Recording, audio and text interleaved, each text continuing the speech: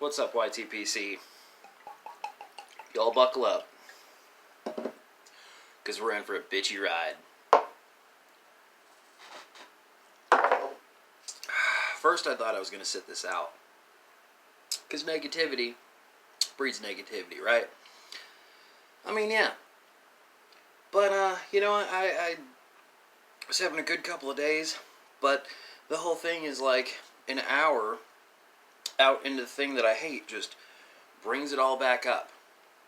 Just a serious case of itching, burning, swollen, irritated, spreading, pussing, oozing humanity. Housekeeping.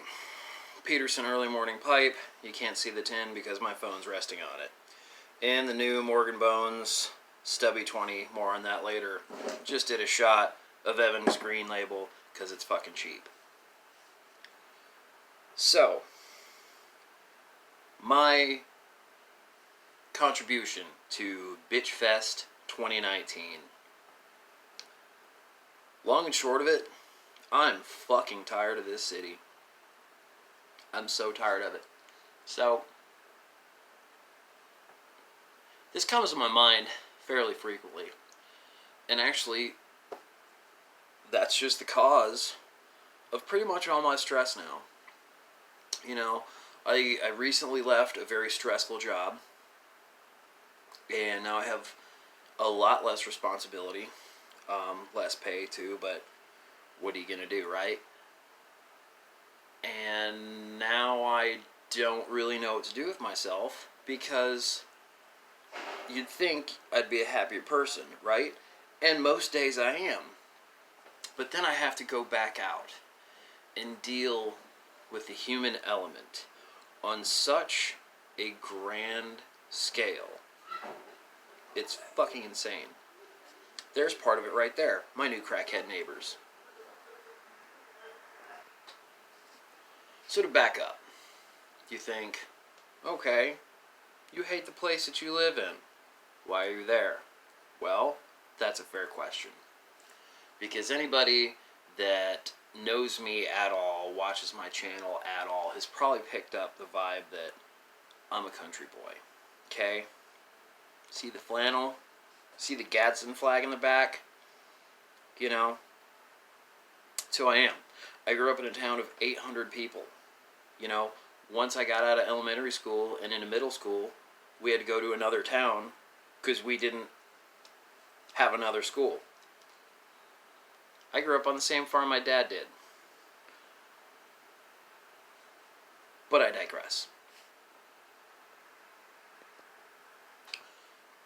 Somewhere along the line of growing up in a tiny town, on a farm, dealing with horses and cattle and baling hay and all that shit, something got in my head of somehow I'm going to cook for a living. Fine, that's what I've done for the last 13 years of my life. It's respectable work. And in that journey of cooking, my journey to would-be chefdom seems to have led me to the city. 3 years ago, I was living in a small town in Tennessee, working at a beautiful hotel on a beautiful, not technically a mountain, but they call it a mountain anyway, and god damn it if you'll change their minds, right?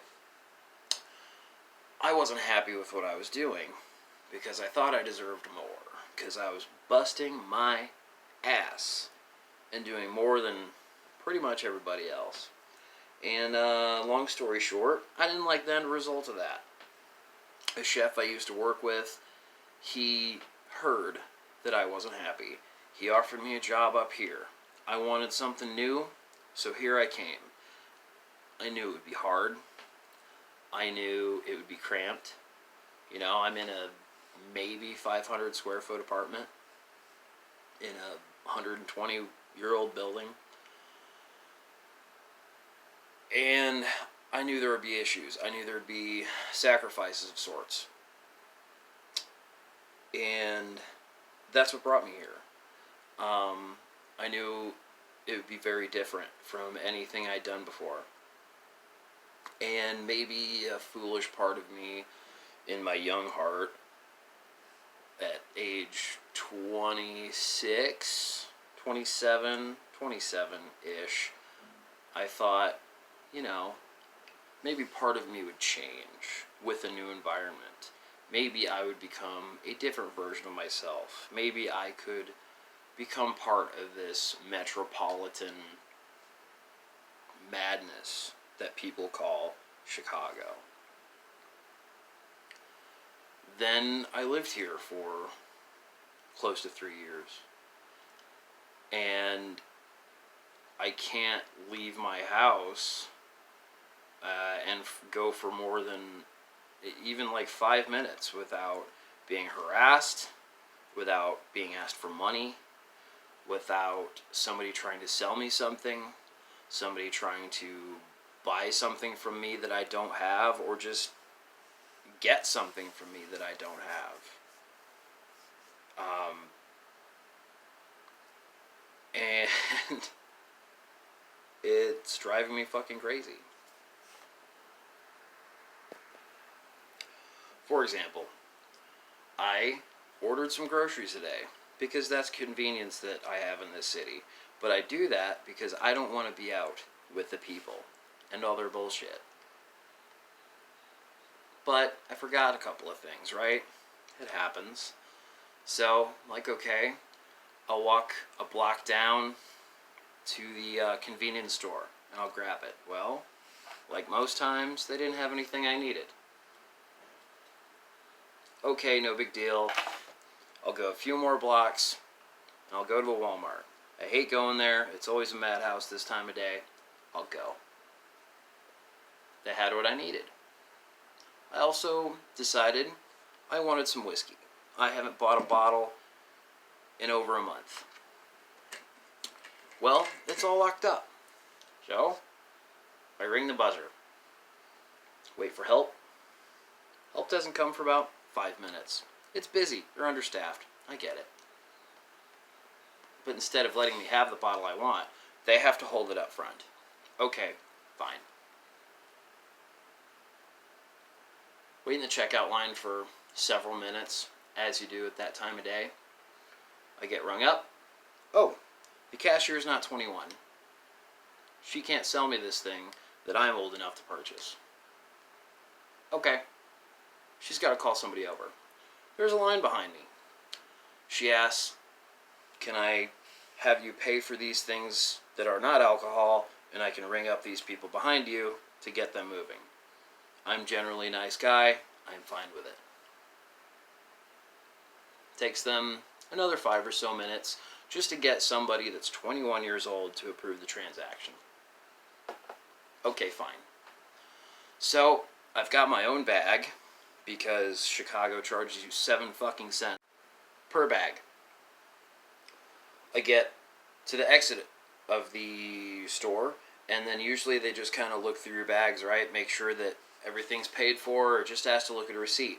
Nope, that's not enough now. They have to scan the receipts. I'm shuffling through my pockets and bags looking for this damn receipt because I have 2 of them now, and not only do they have to scan my receipts, they have to scan some of my items. Okay? This is the same store where several months ago, I caught a guy stealing a bottle of wine. I called him out, he didn't stop. I fucking told somebody that worked there, and their response was, okay, I'll let someone know. Blow it out your ass. I could really go on, but I'm running out of space on the phone, hence the pause. Basically, if it were not for the fact that I got a couple of years of solid kitchen management experience, expanded my skills in that, and met the person that I more than likely will spend the rest of my life with, and a handful of other cool people, I would completely regret coming to the city. If I did not have her, I'd probably be moving in with my mom for a few months just to figure my fucking life out. Several days ago, I chatted with Typing Piper a little bit, and I commented on the whole depression issue. And brother, I've had it.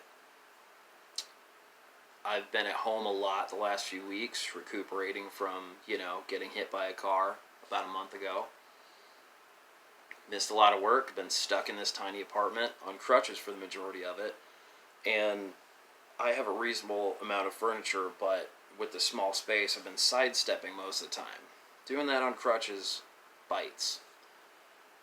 And the majority of that depression was because something I cannot change. And that's where I live right now. I'm stuck in a lease in this place with a company that if you try to break it, they will take you to court. I have thin walls. I have new crackhead neighbors that just scream at 3 in the morning. I'm over it. There was a night we were laying in bed and I just didn't even want to talk because I was just overwhelmed with everything about this place that just